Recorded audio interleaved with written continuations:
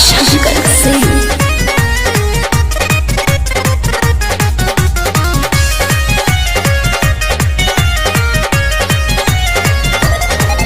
बतिया बताने तोह से तो जनी छल करी है।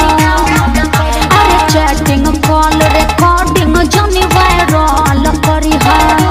अरे सुनता रहो बतिया बताने तोह से तो जनी छल करी है। चैटिंग कॉल रिकॉर्डिंग जनी वायरल करी है। मारती है गोली हमार भाई हवे जिदी हो। मारती है गोली हमार भाई हवे जिदी हो। भाई हवे जिदी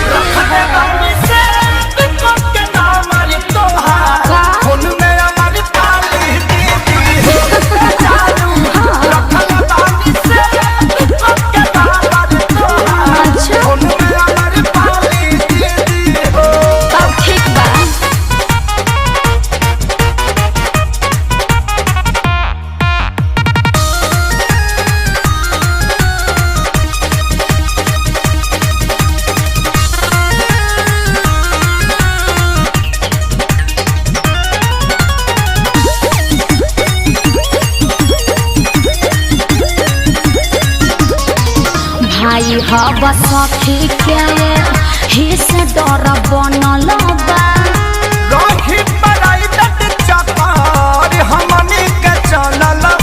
अरे ऐसा ही सब दिन चली तब न। भाई हवा सखी के ही से डर बनल बा।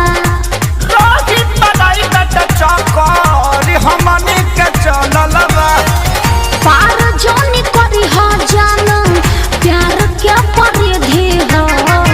पार जोनी करी हो जानू प्यार क्या परिधि हो।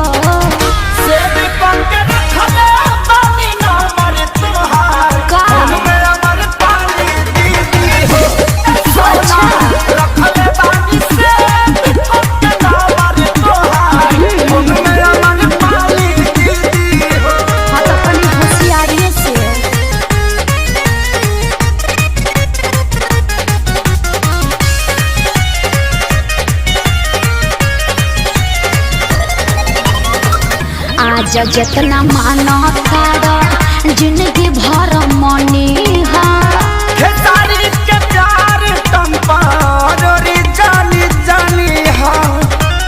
मन बनो आज जितना मान